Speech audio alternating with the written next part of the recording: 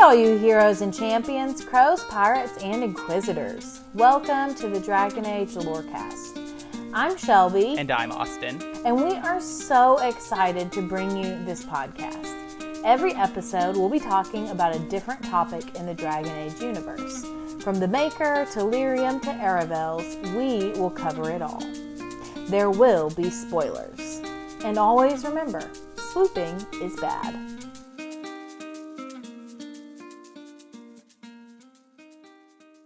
Hey, Shelby.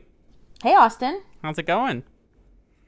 Pretty good. Are you ready to talk about our topic today? Oh, I am very ready.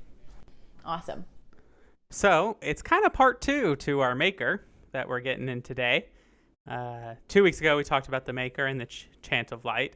Today, we're talking about Andrastianism together. And just who is Andraste? What did she do? Why is she important?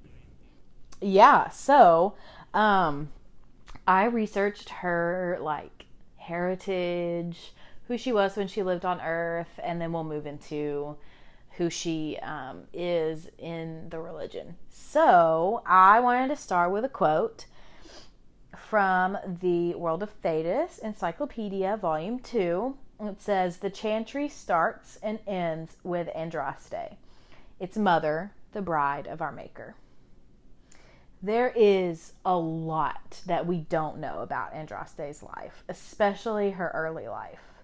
Her date of birth is very contested. We don't know a lot about her parents or her extended family. We do know that her dad's name was Eldraste, and he was chief of the northernmost tribes of the Alamari tribes in what is now Ferelden. So probably close to where Denerim is now. So Eldraste married Brona of the Syrian, which helped secure more lands in Ferelden's Fertile Crescent. So they think that her birthplace was in a settlement that is now Denerim. And she had a sister, and her sister's name was Hallie Sayre. And I also have another quote that I really liked. It said, "Andraste, still a youth, awakened, unquiet to a storm." I think that really foreshadows her life and who she was. When she was like a teenager, she saw her sister, Hallie Sayre, following some floating lights into a forest. So she followed, as any older sister would. And apparently there was an event that happened, a violent event. We don't really know what it was, but Hallie Sayre died, and it says her body suffered wounds beyond weapons, and there were fires throughout the forest as a result. And so when her parents and other tribes people found Andraste, she was pale, shaken, and did not know what she had seen. So the Syrian, which are her mother's tribe, which are the people of Proto-Orlesians, essentially, they thought that it was either animist spirits or like a blighted animal. But the Alamari tribes thought that it was a rival tribe. So this event is like the first big event we know about Andraste's life, and it really follows her forever, for the rest of her life, in 3 big ways.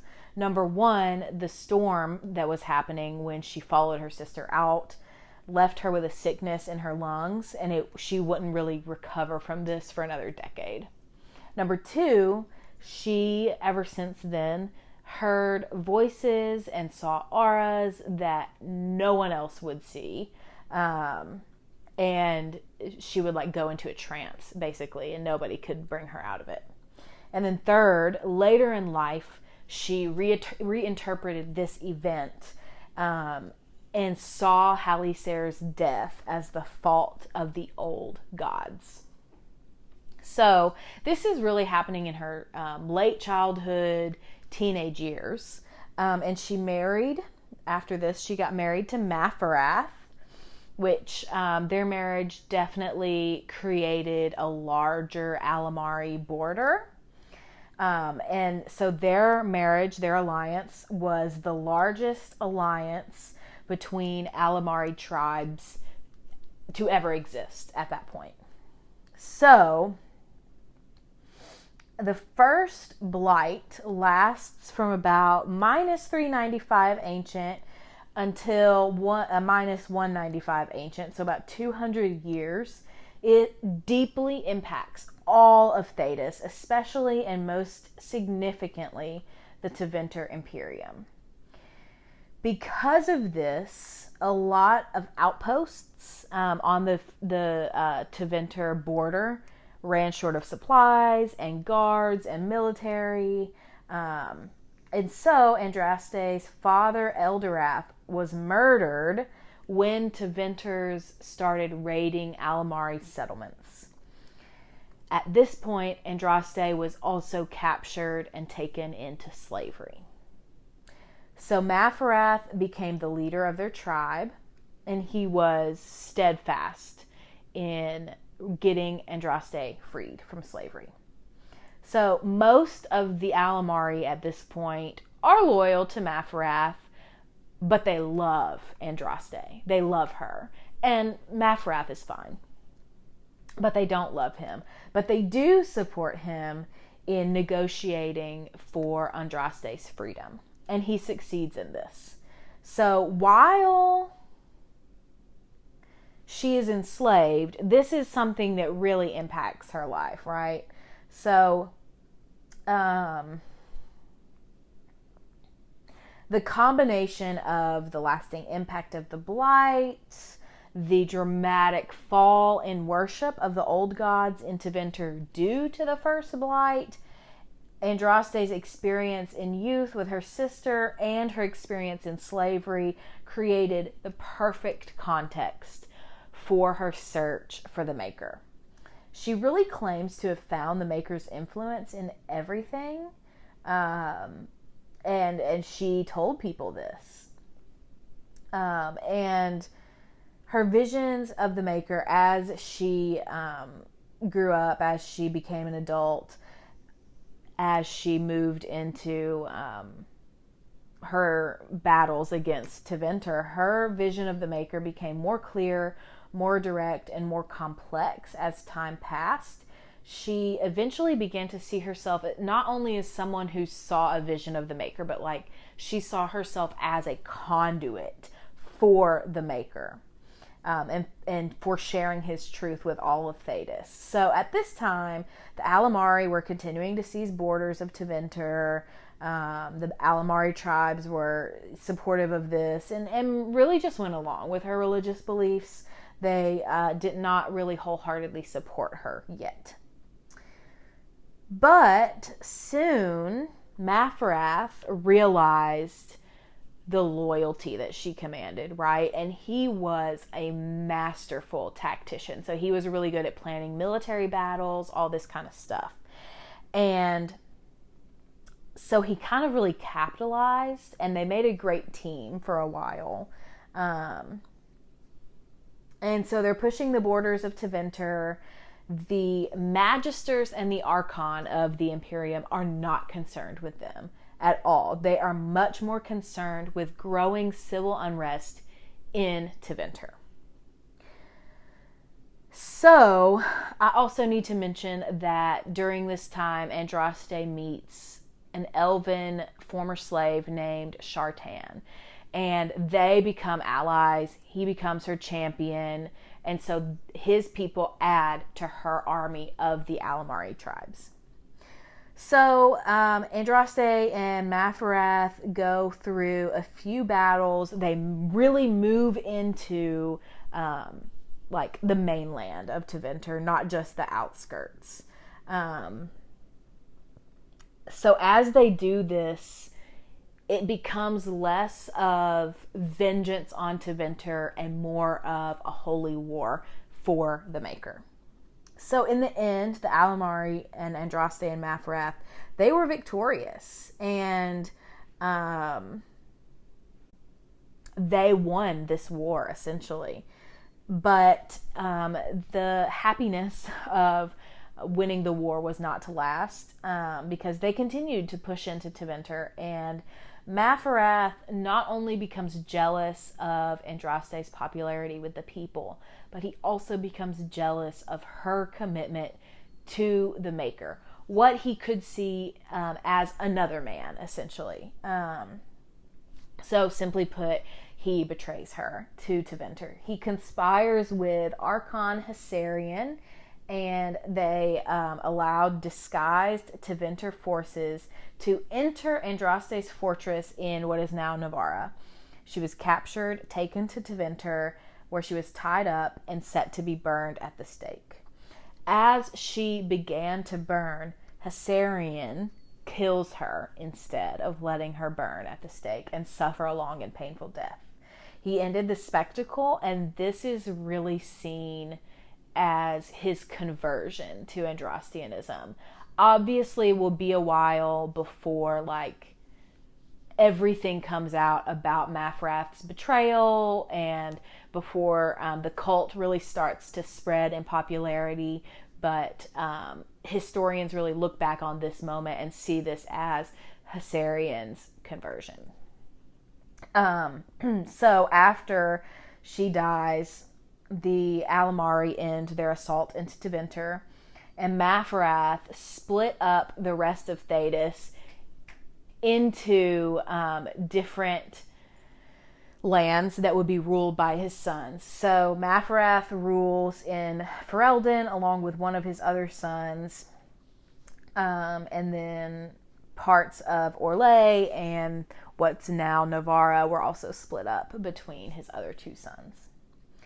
It would be 10 years before his betrayal of Andraste would be found out by the people. And when they did find out that he was responsible for her death, Maferath and his entire council was killed.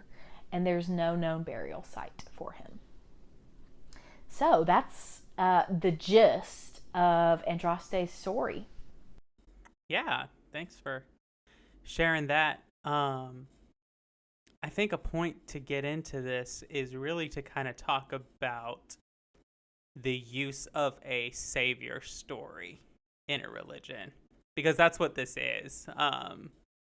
Absolutely. It's a story of the rise and fall of a savior, similar to many stories when you look in the Bible or other religious texts of this savior figure that rises up, is where really Andraste serves this purpose, and coming into the justification of a holy war, and almost kind of the justification of opposing Tevinter is almost a holy thing to do. Yeah, and I think that was a very common belief after the first blight, because you have to think the first blight is devastating to almost the entirety of Ferelden, or not just Ferelden, all of Thedas. It lasts for 200 years, and they finally kill the archdemon, right? And then he comes back because they don't know that that's a thing that happens. Right. So, it would have been devastating. And Tevinter's here. They worship these old gods. They are the ones that are responsible for the dark spawn. They're the ones that are responsible for the blight. And so I'm sure, everyone blamed them. Mm-hmm. I would if I lived then. No. I would hate them. They're the reason everyone's suffering. Yeah. And this is something to remember, especially about the first blight. The blight in the fifth blight, which is the blight of Dragon Age Origins, is actually a relatively tame blight compared to the other four. And I think that, it's so much that there's even doubt that it is a blight at all until the archdemon shows up. Yeah. Yeah, I remember at the beginning of Origins, they're all talking at Ostagar, oh, is this really a blight or is it just a horde? We don't know. It's probably just a horde. Right. And, I think it's important to know, the reason that the Darkspawn are so devastating is because they no matter how many times you kill them, they never really reduce in numbers, because the dead that they kill, when the blight infects them, they become Darkspawn. to feed the number. And so it's a force that just moves through. It's only real. That's why the Grey Wardens are so important. And I think that these treaties are made in this moment to really say that, like, okay, like they are the last defense. Like, if we're not careful, this thing could wipe us all out. Yeah, I think it's after the first blight that they all sign the treaties. I can't remember. I should have done my research, but I did not. And this is but the Grey Wardens. Sorry, go ahead. I was gonna say, this is the world that Andraste comes into, because she's born either during or like at the very end of the blight, right? Yeah, I think it's at the end. The date is hotly contested of her birth, so there's argument there. Which is another thing, but yeah. So like, just she is born into this world and grows up into that just kind of thing, this fear of the Darkspawn, and just kind of setting that up, as you talked about, is just like the perfect context for her to be in. Yeah. The perfect storm. Right. Yeah, and you have to think about, like, the Grey Wardens get founded during this blight. So for a lot of it, there's like no hope. So like there's just no hope. There's no way. And even when they were founded, when they're just starting, there's still no hope, because the majority of the people don't know about the Grey Wardens. So she comes into this environment where, like, there's no hope. You have yourself, and you have what means you have to kill Darkspawn, and that's it. And like, we see this in history of these contentious times often yield these very charismatic leaders that amass large followings, whether that's for good or for ill. It's, a coin toss either way from a history perspective. But yeah, so you get this point of like Andraste really kind of like seizes this opportunity, and with her husband kind of capitalizing on that. I think it's interesting, though, from a kind of savior perspective, is that Andraste very takes on that holy warrior archetype that we see so often. Like, I can tell, like, that some of the Andraste is at least probably I would guess modeled after Saint Joan and these other. Yeah, Joan of Arc. That's what I was gonna say. She reminds me of Joan of Arc. Right.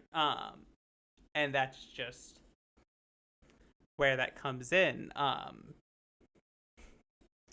And so she starts this, it's not a cult, because we'll talk about the cult of Andraste later, because that's different than Andrastianism. Well, correct. In modern day, it is different. Yeah, the cult of Andraste, the disciples of Andraste, are the group that lives in Haven at the time of Dragon Age origins, that believe Andraste has been reincarnated in the form of the High Dragon, and that the ashes, they want you to poison them because they no longer contain the essence of the real Andraste, because she's been reborn. But in this time, I think you can call it the cult of Andraste, because it's not really a real religion. Like, it's not fully fleshed out. Like, it doesn't have doctrinal standards. Like, it doesn't have a place to worship. It's just people that are following her, and she's saying these like few things about the Maker, but that's not really the primary goal. Her primary goal is this march, this war against Tevinter. That's her primary goal. Right, which makes sense, because she was born as a slave. Well, she wasn't born as a slave. She went into. Born as a slave. She became into Tevinter, and Tevinter is on this kind of boogeyman status. Yeah, and I mean, they're in a boogeyman status through the entirety of the game. Well, I think they are. Like, I mean, think about it. You have.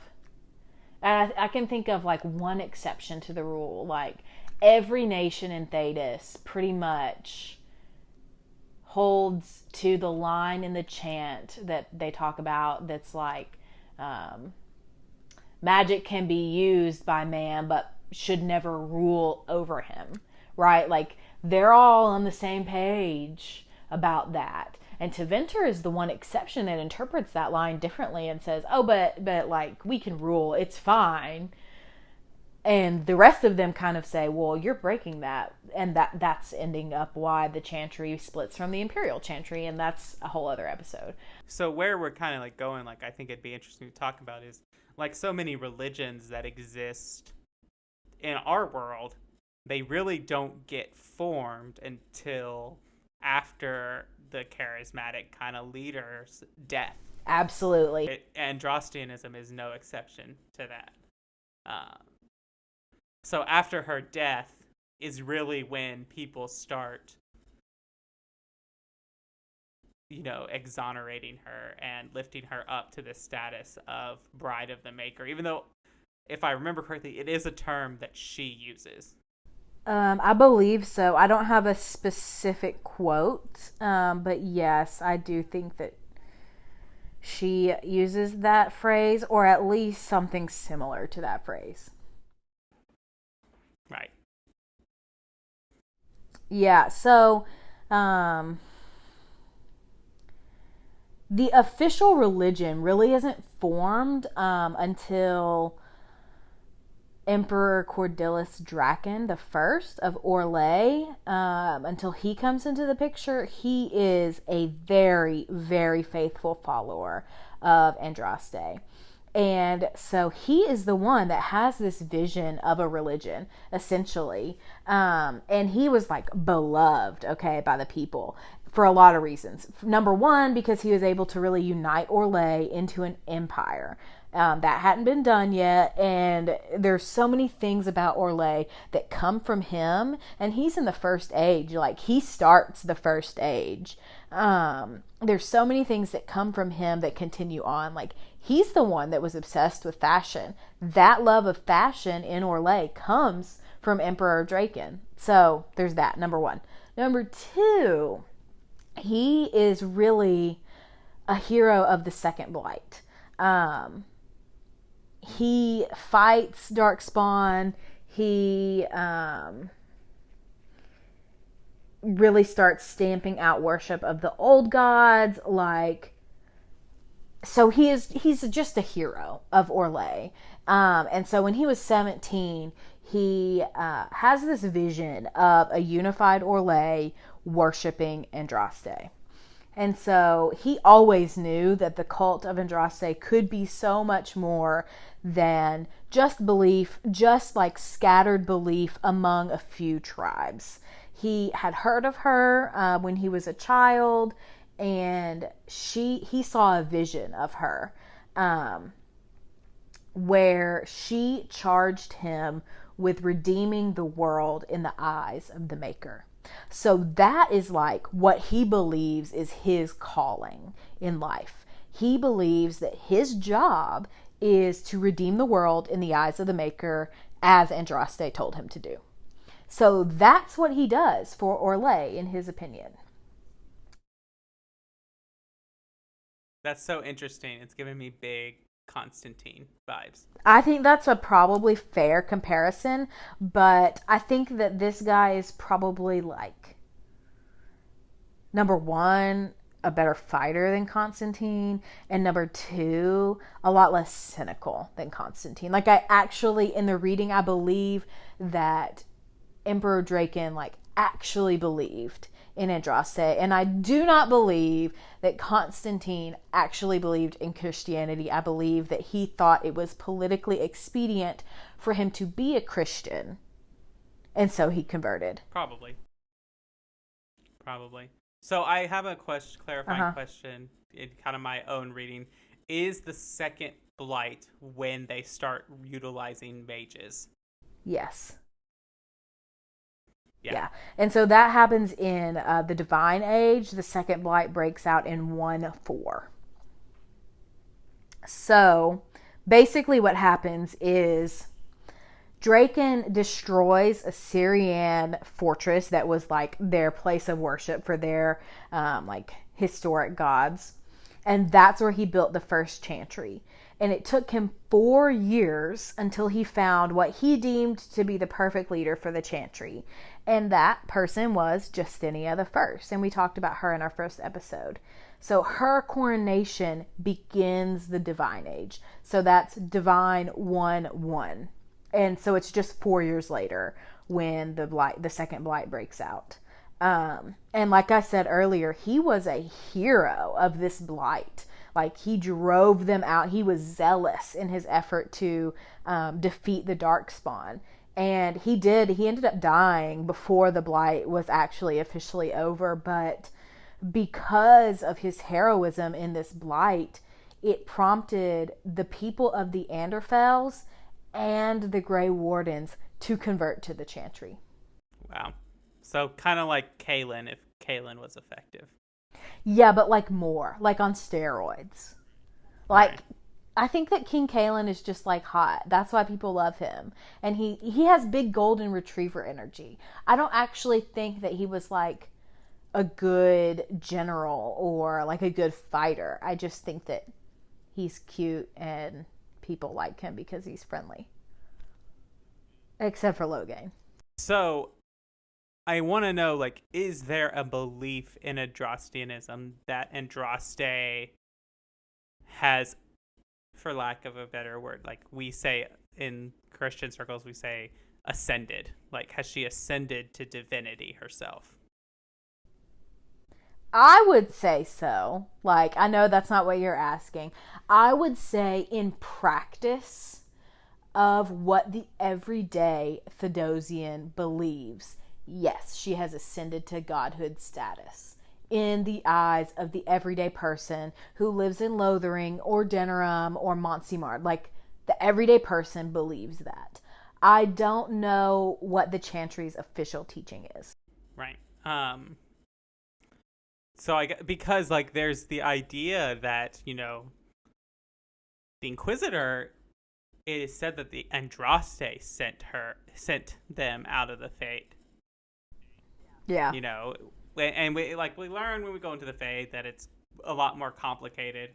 I think depending, like Cassandra says, depending on your really kind of point of view of belief and what you believe, who is working, you could say anything about what happened in the Fade with the Inquisitor.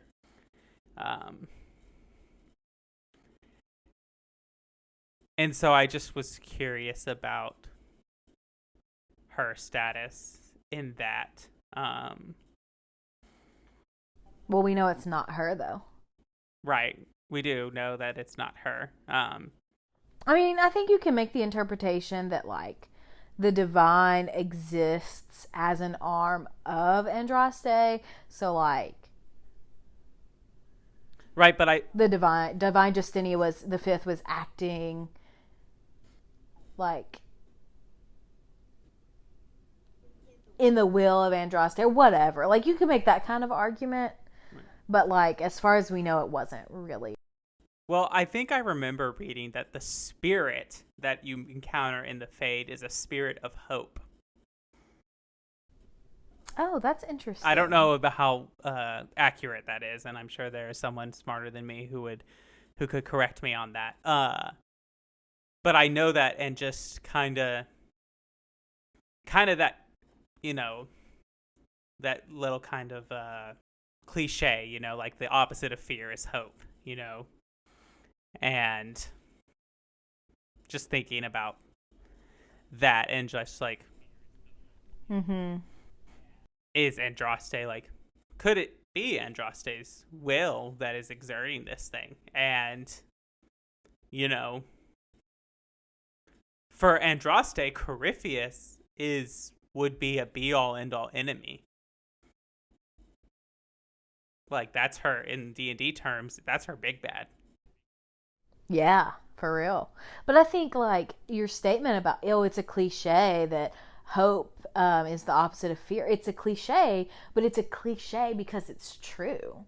You know? Like, it's not a coincidence that a spirit of hope comes to the party when they're in the Fade, this number one thing that's already causing great fear and stress in all of them, but also they're dealing with this demon that personifies their fears and takes them and makes them real. Like, that's not, I don't think that's a coincidence. I think you have a point there.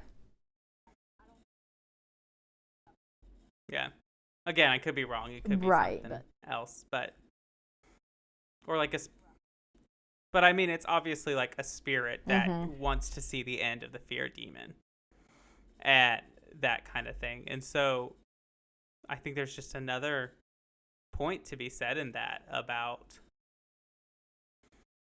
It's kind of like where Cassandra, and like I know this is one of the reasons you love Cassandra. She just says like, I don't need proof that it was the Maker or Andraste that sent you to us. I can believe that because you're the right person that came to us. Right. And that is why I love her, because I think that her faith is complex. Yes. And a person who has a faith that, hinges on literal definitions or like the most fundamentalist perspective would not be able to take that stance of like, okay, well, this might not literally seem true in the moment, but like I see how the Maker was working through this, or I see how Andraste was working through this, even though it showed up literally in a way that I misinterpreted. Yes. And like there's part of this, like Andrastianism is so prevalent in Thedas. Like part of the fact that one of the reasons that mages feel a need to, free themselves or rebel is because of the story of Andraste. That they are Andrastian and they're saying she wouldn't want this for us. That's such a good point. And like literally like most of the humans in Thedas follow Andraste's teachings at some level. Like, no, they may not attend the chantry for church or whatever, but like even Cassandra's conversation about Varric, she says like, did you know that Varric is Andrastian? And she says something like, oh yeah, he blasphemes with every other breath, but he has a good heart. He believes. And I think that that's where most people in Thedas end up. Most people, at least, who are not officially associated with the chantry. I mean, and we can talk about the Black Chantry in Tevinter, and we'll talk more about that when we talk about Parvalin and Tevinter and everything like that.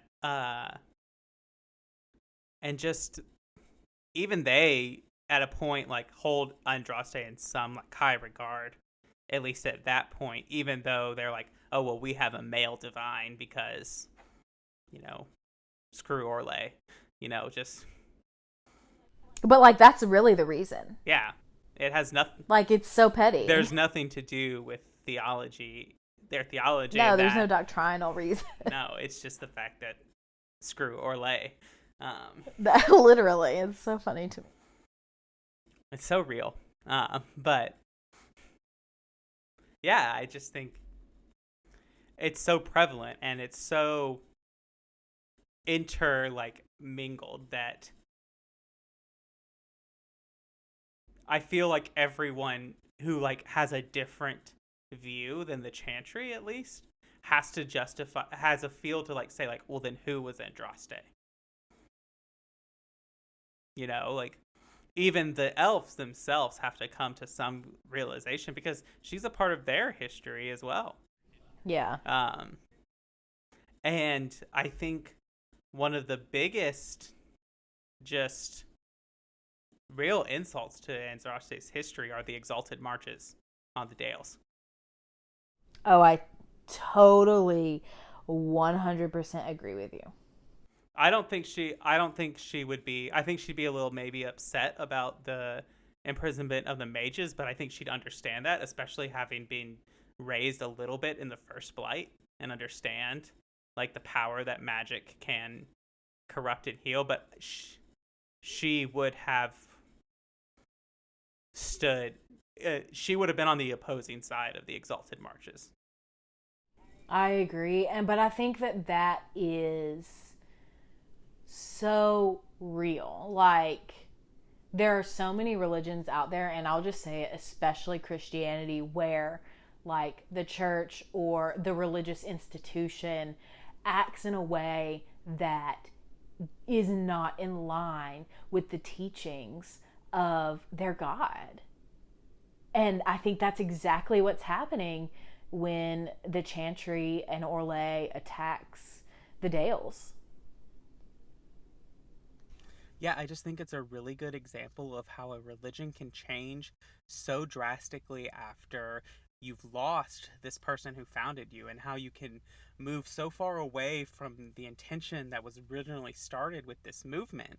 And it's just sad that as the Chantry gets established and becomes this powerhouse, that they too fall into this trap of letting power corrupt them. So I think that's all the time we have for today. Uh, Thanks for listening to all these things about Andraste, and we're about to take a break, and we'll be back with our side character. Welcome back. So today our side character is one that's very important to the Elven history. And so Shelby, why don't you tell us who our side character is going to be? Yeah, so our side character, I think I agree with you, super important, and it is Shartan. So, if you don't remember him, you get to meet him in Dragon Age Origins in the Temple of Sacred Ash. He has a riddle, and you have to solve it before you can move forward, and it's called the Gauntlet, I believe. So, a little bit about Shartan. He was a former slave. He's an elf. He was born into captivity in Tevinter, of course. As a child, he dreamt of freedom for himself and for his people, and he dreamt of a homeland. So, as an adult, he rose up against Tevinter and inspired other slaves to do the same. So they rise up against their magisters, they kill a bunch of people, and they kind of flee Tevinter. And it's at this point where Andraste and Mafrath are like coming up into Tevinter, and their armies kind of meet, and they end up joining together. So she eventually, not at this moment, but later on, names him her champion. And after the war and everything, Mafrath does honor Andraste's promise to give them an elven homeland. And he does this in minus 165 Ancient. And this homeland is the Dales. So the elven people, they migrate from all over Thedas, really, to the Dales. And it's called the Long Walk, which I think is really reminiscent of like the Trail of Tears here in the United States. And many elves died during the Long Walk, including Shartan. So another important thing is the Chant of Light originally included a canticle of Shartan telling his story about how he got out of slavery, how he joined Andraste, and like what happened next. But after the Exalted March to the Dales in 210 Glory, these verses were declared dissonant, which also means heretical. So in the New Cumberland Chant of Light, which is what is in the World of Thedas Encyclopedia Volume 2, they have the dissonant verses. And actually, if Liliana becomes divine, she recanonizes his canticle, which is like super controversial throughout Thedas, but I think it's a good thing. So this is, I'm just going to read a snippet of the canticle because I think it's interesting. As the people, the elven people, danced over the corpses of slain soldiers, a thunder filled the air, and the ground trembled, and a hush fell over them, as they knew a terrible omen had come. From afar they heard the sound of 10,000 voices raised in song, and the marching of a great host. Seeing an army beyond counting gathered in the distance, Shartan said to the people, "Let us not fall into the jaws of the wolf together. I will go alone and see what army comes, singing to the lands of Tevinter." Across the empty plains Shartan crept to where the great host camped, the light from countless fires guiding him through the darkness. Then a great hand clamped down on his neck, and he was lifted into the air. And he looked into the eyes of a towering creature, taller than any legion soldier, featured like a man, but covered in fur like a beast, and bearing a mighty shield.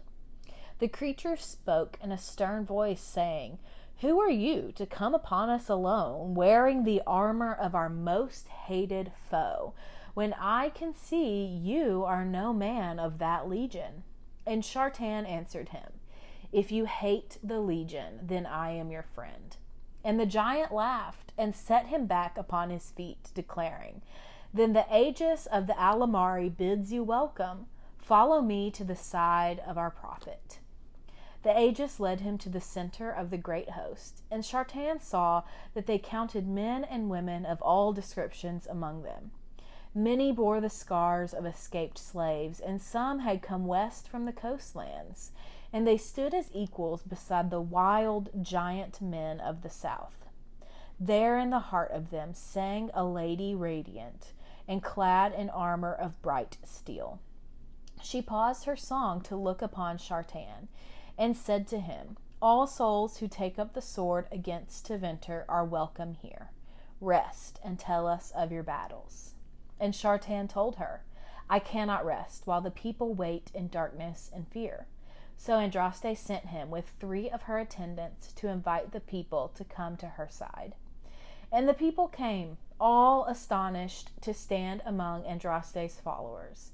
And she gave them food and drink and bade them sit, while Shartan gave her the tale of their uprising and flight from Voldorma. When the tale was finished, Andraste said to Shartan, "Truly the Maker has called you, just as he called me, to be a light for your people. The host you see before you march, bearing his will north, where we shall deliver it, to Minrathous, the city of magisters, and we shall tear down the unassailable gates and set all slaves free." And Shartan looked upon the prophet Andraste and said, "The people will set ourselves free. Your host from the south may march alongside us." The giants of the south rose to their feet as one and bowed. And Andraste said, "It's done. We march as one." So that's the story of how Shartan's army and Andraste's army joined together, and they freed a lot of slaves in Tevinter. I wouldn't say all, but a majority of them.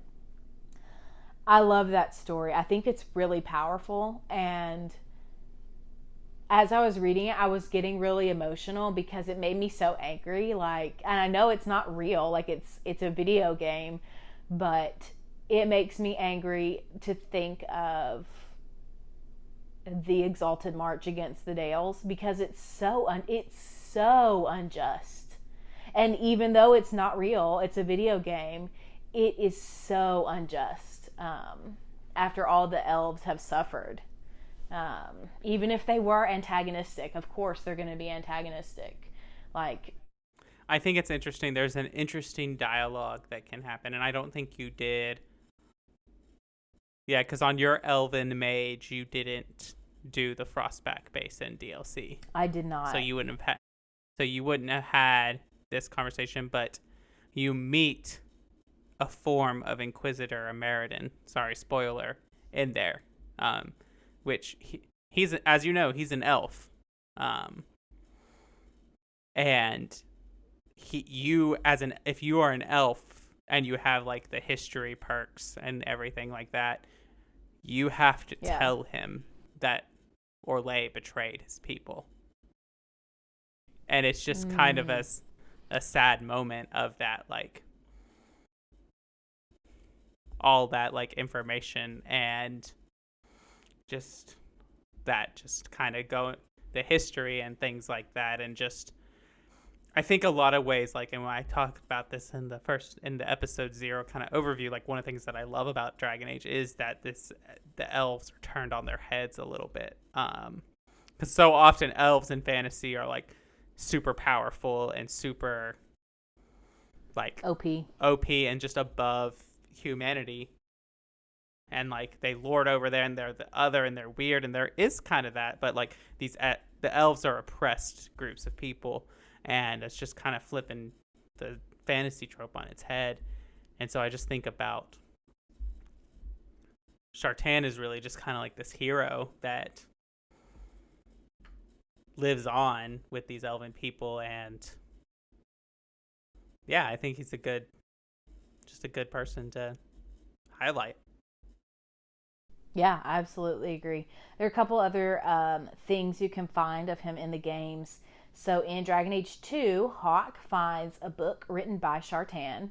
I think it's called A Slave's Life, and it's a gift for Fenris. And so she gives it, or they give it. I'm sorry, I always play a female Hawke. So, but anyway, so Hawke can also find Shartan's sword after killing the pride demon Hybris. I don't remember that, but apparently it's possible. And then, like I said, in DAI, Liliana recanonizes his canticle. And in DAO, he gives you a riddle. And the riddle is this: "I'd neither a guest nor a trespasser be. In this place I belong, that belongs also to me." Do you know what the answer is, Austin? No. It's home. Aw. Yeah, so here's a couple other fun facts about Shartan. Number one, he is literate. Obviously, he wrote a book, but that would have been really rare for a Tevinter slave in this time period.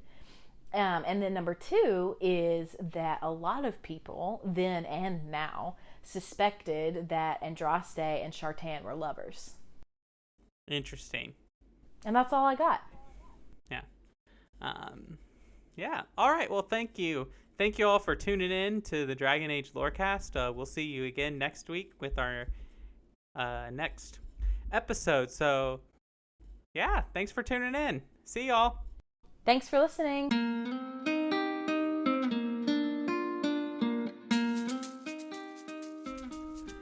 Thanks for listening to the Dragon Age Lorecast. As always, you can find us on Twitter at DA Lorecast.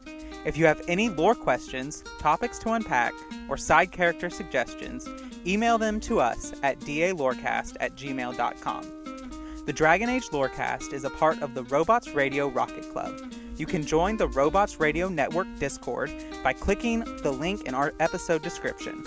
If you enjoyed our show, we'd love it if you'd subscribe and give us a review. See you next time.